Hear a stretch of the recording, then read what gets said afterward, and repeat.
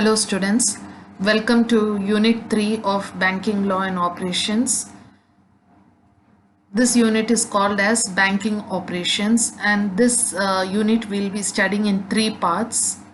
The first part of this unit is Collecting Banker. We'll discuss about collecting banker, and the second part is about paying banker, and the third part is about lending banker. Now let's discuss about a collecting banker. Before I start discussing with you about the collecting banker, let me tell you these are all the different roles that is played by a bank. So a bank, or any bank for that matter, plays these three different roles simultaneously. At times it plays the role of a collecting banker, while at certain times it plays the role of a paying banker, or at other times it plays the role of a lending banker. So these roles are going to be discussed in detail right now. So this is it. I have demarcated this entire unit as collecting banker, paying banker, and lending banker.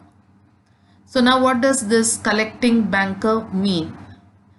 Collecting banker, as the name suggests, refers to collecting of money or collecting of checks. So you see here in this graphical representation that there is a contract between an importer and an exporter, and how the transactions take place. So these transactions are numbered also, so you know the sequence of events that are taking place. First one says that there is a signing of a contract, trade transaction paid by documentary collection. After the contract is signed between the exporter and importer, the second stage is the shipment of goods. So exporter is going to ship the goods to the importer. Third point suggests that documentary collection order with documents is deposited with the exporter's bank. And the fourth point says that documents with collection instruction is given to the importer's bank. Now this is handed over by the exporter's bank to the importer's bank. Fifth step is documentary collection arrival notice is given by the importer's bank to the importer, and once that document is passed on to the importer makes the payment or accepts the bill of exchange with the importer's bank. Thereafter, the importer releases the documents and the payment is done by the importer's bank to the exporter's bank.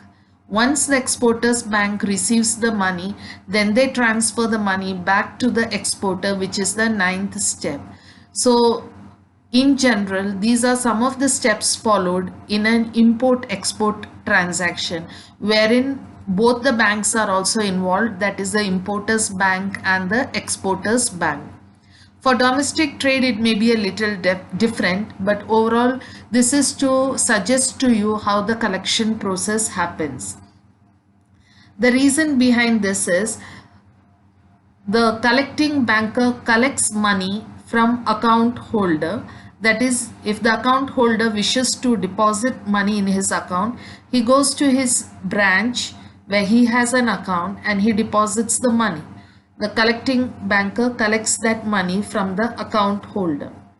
The collecting banker also collects money as an agent of account holder.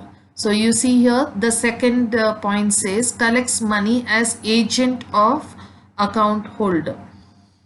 So suppose the customer drops a check into his account or into the branch. So the bank is expected to collect the money on behalf of the account holder. So in both this respect, the collecting banker is regarded or the customer's bank is regarded as the collecting banker. The collecting banker also collects check as an agent of the account holder. The second point is regarding collecting money as an agent of account holder, and the third point says collecting of check as an account holder.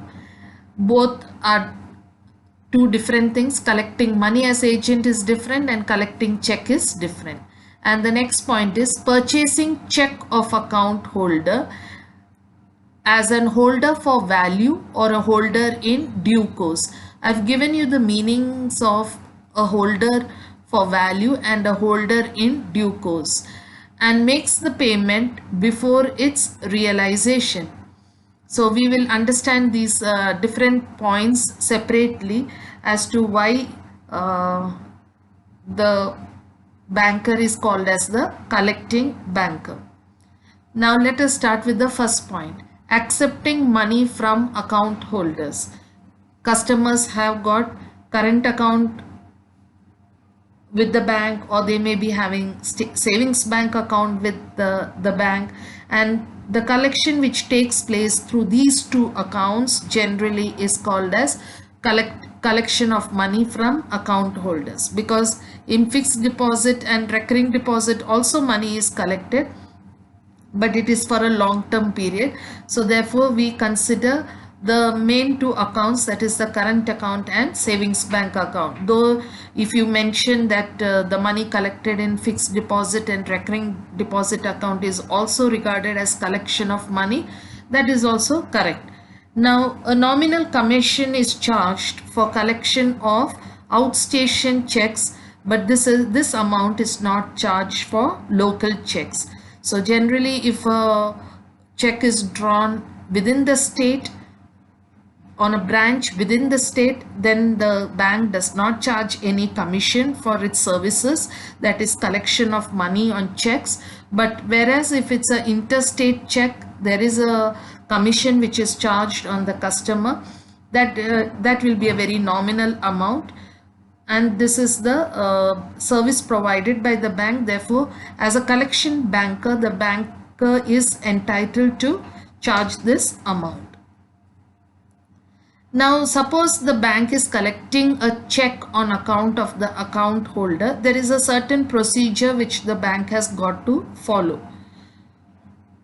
When the bank receives the check, the bank has to make an entry in a book to record the collection or receipt of the check. Thereafter, the local checks are sent to the clearing house. I'll explain what a clearing house is. So the local checks are sent to a clearing house, and outstation checks are sent through post to the nearest bank branch. So whichever branch check is given to the bank, and if it's pertaining to an outstation check, then they send it through post to the nearest bank branch. If the amount is honored, the amount is credited to the customer's account. Or if the check is dishonored, the customer is informed about the same within a reasonable period of time. The customer can then approach the drawer or the endorsee for taking necessary action. Now these are some of the steps which a bank takes in its role as a collection banker. That is, whenever, I am repeating this, that is whenever they receive a check from a customer, they make an entry of that in a book to record the collection or receipt of the check. Local checks are then sent to a clearing house, and if it's an outstation check, it is sent through post to the nearest bank branch. If the check is honored, the amount is credited to the customer's account, and if the check is dishonored, the customer is informed about it within a reasonable period of time. The customer can then approach the drawer or the endorsee for taking further action. So these are some of the precautions that a bank has to take when it receives check or acts in its role as a collecting banker. Now let's understand the concept of a clearing house. A clearing house can be the Reserve Bank of India or the State Bank of India. Now these are two banks which are designated as the clearing house. Clearing house is abbreviated as CH in many places and in many textbooks. So the RBI or the SBI are designated as clearing houses and they are known as settlement bank. The representatives of all banks of a particular jurisdiction meet in the settlement bank. All banks who are participating in the clearing system must maintain current account with the settlement bank to facilitate settlement of claims on each other. The RBI also participates as it is a banker to the government departments such as income tax department, sales tax department and so on. When the checks are received in accounts of customers of the bank and presented to other banks for clearance, it is called as outward clearing. When the checks are drawn on its and received in other banks through clearing house, it is called inward clearing. The process of clearing through clearing house and crediting of amount of check in customer's account is generally completed on the third working day. So this means that in effect the clearing house helps in settlement of amounts that is specified on the checks. Therefore they are known as settlement banks. And in a day the representatives of all banks meet together in the settlement bank pertaining to a particular area or territory. And all the banks who are participating in the clearing system, they maintain current account with the settlement bank, which is the RBI or the SBI, and they settle the claims amongst themselves. RBI also participates in that, and when checks are received in the accounts of customers of the bank and presented to other banks for clearance, it is called as outward clearing. When checks are drawn on itself and received from other banks through clearance house, it is called as inward clearing. This process of clearing through the clearing house and crediting of amount of check in the customer's account is generally done on the or generally completed on the third working day. That is why we say that mostly local checks are settled and cleared within 3 days. So this is how the clearing house functions, and this is how a bank as a collecting banker will be receiving money from the account holders directly. When the account holders put in the money, they directly receive it and credit the account holders account. They collect the money as agent of account holders also, and they credit the account thereby. Say for example, the bank is receiving interest money on behalf of the account holder, or they are receiving dividend amount on behalf of the account holder, so that if the standing instructions are given to the bank by the customer, the bank will perform this function on behalf of the customer, and therefore the account of the account holder is credited with that amount. The bank can also purchase the check of the account holder as a holder for value or a holder in due course. I'll explain to you about this point after discussion about collecting of check. That is not mentioned here as a point, but you can include that also. Collecting check as an agent of account holder. Banks perform this function also of collecting check of account holder. So I'll continue with this last point of purchasing check of account holder as a holder for value or holder in due course and making the payment before its realization. So let's understand this concept of banker acting as a holder for value. Now a banker becomes a holder for value of a check as soon as he makes a payment to his customer. In other words, when the check value is being paid before the check drawn upon another bank is collected or realized. This service is given by the banker, especially in case of outstation checks presented for collection, which takes time and the customer may be urgently in need of money for his business. So if the bank pays the amount of the check much before the check amount is collected or realized, then the banker is regarded as a holder for value. Now the collecting banker becomes a holder for value under the following circumstances. You can understand them point by point. When the bank makes cash payment in exchange of check drawn on another bank. The second situation is when bank credits his customer's account with the amount of the check as soon as it is presented for collection and allowing him to draw against it.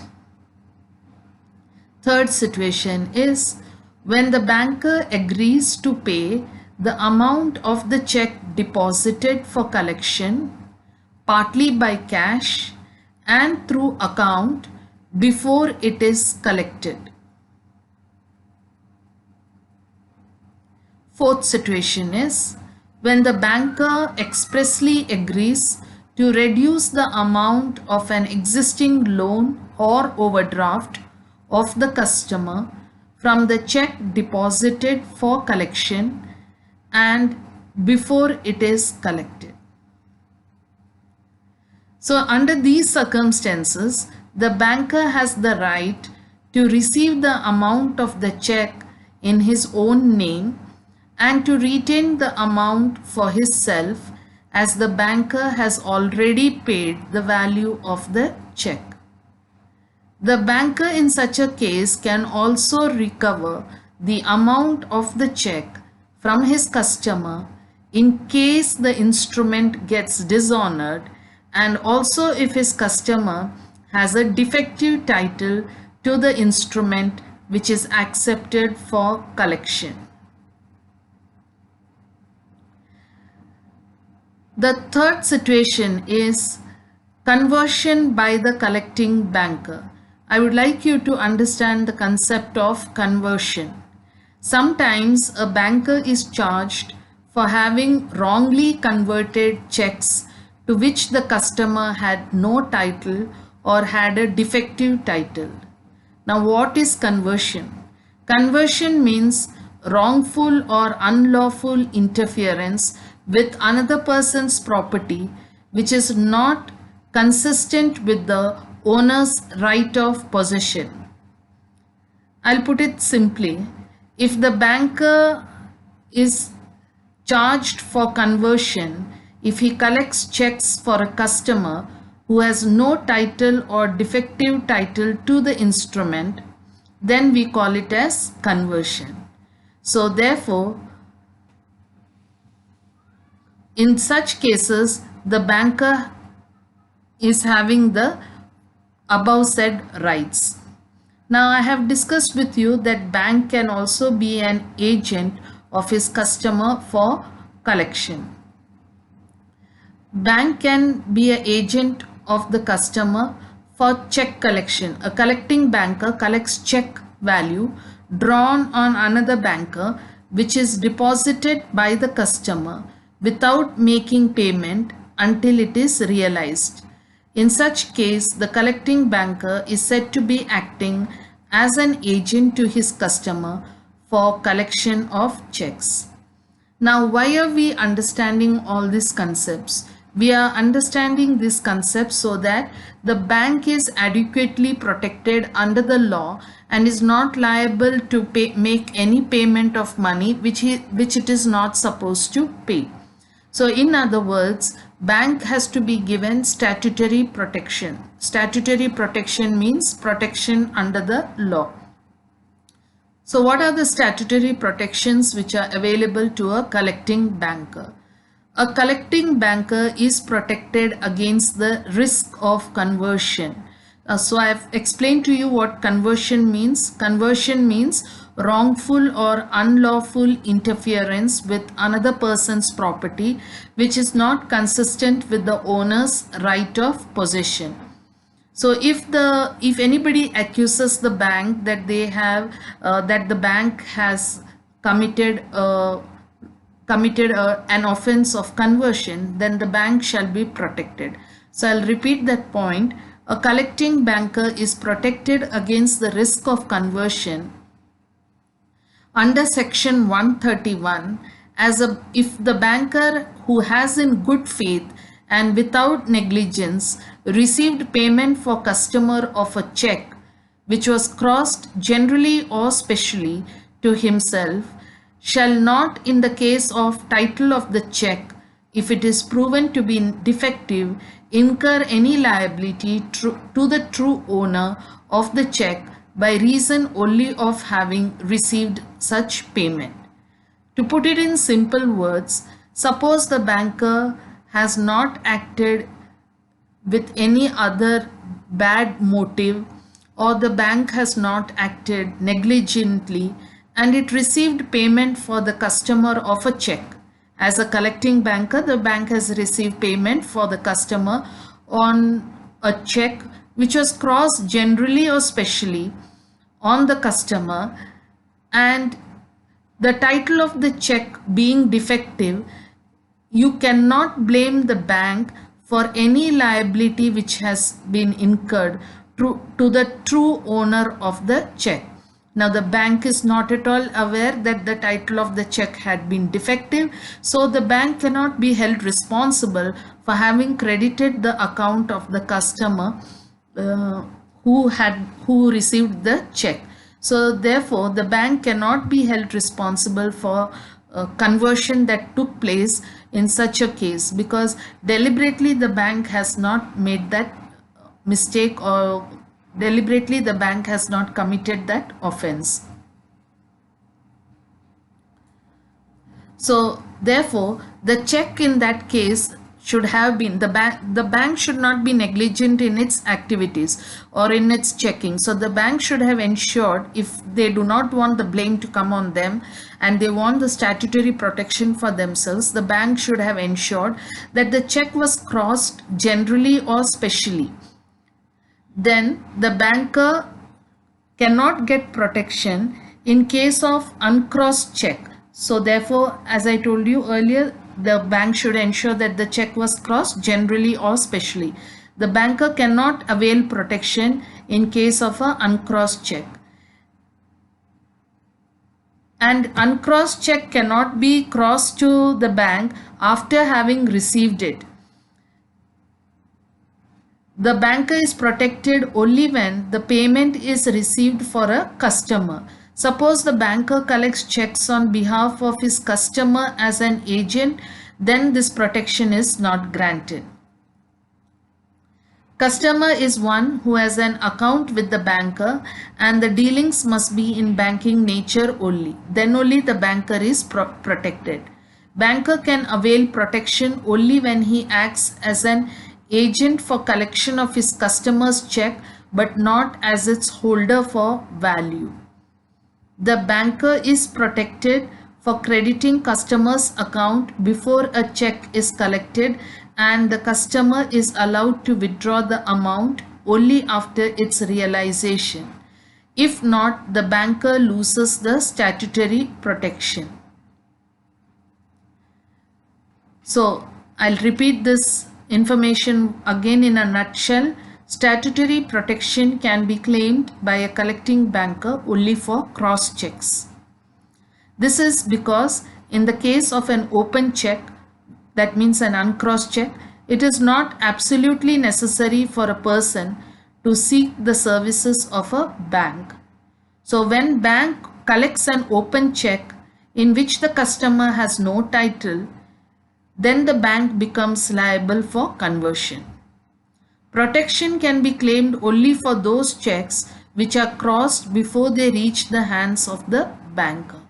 If the check is crossed only if it has reached the hands of a banker, I repeat, if a check is crossed only after it has reached the hands of a banker, protection under section 131 cannot be claimed, because then it cannot be called a cross check within the meaning of section 131. Now, what is collection on behalf of customers as an agent? The above protection can be claimed by a banker only for those checks collected by him as an agent to his customers. If he acts as a holder for value, he will acquire a personal interest in them, and so he cannot claim protection under section 131. Also, if he collects a check for a person other than a customer, he will not be protected. In other words, if the stranger for whom he collects a check has no title, then the banker will be liable for conversion. These are some of the points that applies to a collecting banker. So I have given you the meaning of a collecting banker, the role of a collecting banker, and I have also explained what are the statutory protections that are available for a collecting banker. So if you look at this slide, you can see here I have mentioned what are their duties. They have to make an entry in the concerned books for recording the checks and for collection, send the local checks to the clearing house for collection, send outstation checks through post to respective nearest bank.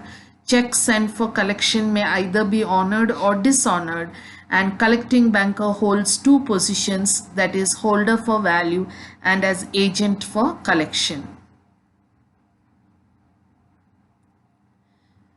So I hope this is clear to all of you. If you have doubts, you can email me your doubts to the email ID geeta_ashok@rediffmail.com, the spelling of which is GEETA_ASHOK@rediffmail.com. So in this unit, you're going to study about collecting banker, paying banker, and lending banker. I hope this is clear to all of you. Once again, I will just summarize it before I wind up the video. The collecting banker is the banker who collects the money of the customers into the account. The collecting banker also collects money as agent of account holders and credits the customer's account with that money.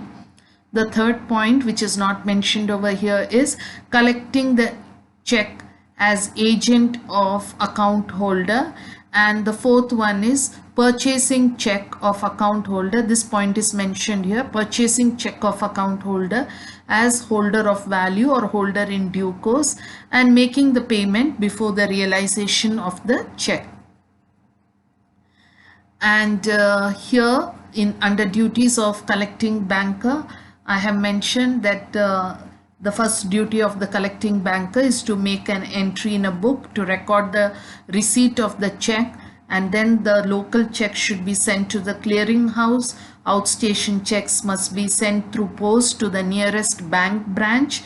If the check is honored, then the amount is credited to the customer's account, and if the check is dishonored, the customer should be informed about the same within a reasonable period of time. This is also a mandatory requirement. The bank should not delay much in informing the customer about the dishonor of the instrument. Accordingly, the customers can take whatever position they want. They can either approach the drawer of the check or the endorsee who's mentioned on the check for taking necessary action. So I also explained to you about what a clearing house is, and what is how the representatives of all banks who are in a particular territory meet in the clearing house, which is also known as the settlement bank, and how they settle the claims against each other within the system. And RBI also participates in the clearing house functions, and the checks which are received on behalf of the customers of the bank are presented to the other banks for clearance purposes, and therefore it is called as outward clearing. Whereas checks which are drawn on itself and are claimed by other banks, those money is also settled, and that is called as inward clearing. And this process of clearing through clearing house and crediting of amount of check in the customer's account takes place in 3 working days time, and that is why we say that the local checks are credited within 3 working day period. And collecting banker takes 2 positions, either as holder for value or as agent for collection. I gave you the meaning of both these terms, holder for value and agent for collection. Holder for value is when the bank makes a payment to the customer before the check has been paid, that is before the check amount is received by the bank itself. When the bank makes a payment to the customer, that is called as a banker becoming a holder for value of a check. So this service is given by the bank, especially in case of outstation checks which are presented to it for collection, and which may take a considerable amount of time, and the customer is greatly in need of the funds. So to help the customer, the bank makes a payment. So when the bank takes the check in that capacity, we call it as the bank is a holder for value of the check, when they make the payment to the customer before the value of the check is realized by the bank. And I also explained to you about agent for collection. That means the banker is collecting the check value which is deposited by the customer without making payment until it is realized, and in such case the collecting banker is said to be acting as an agent to his customer for collection of a check.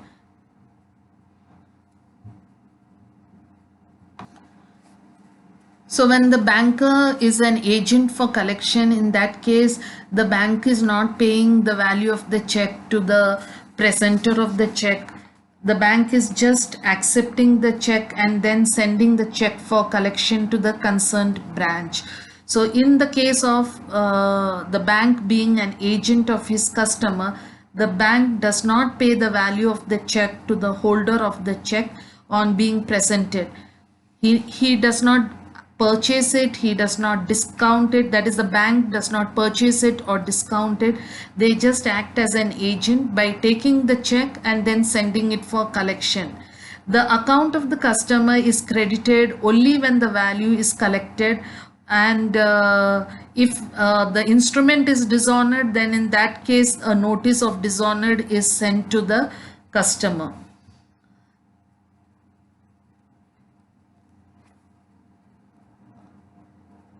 So that is it. With that, I wind up this topic on the role of a collecting banker. If you need more explanation, I will explain more about this in my next video. Thank you for listening.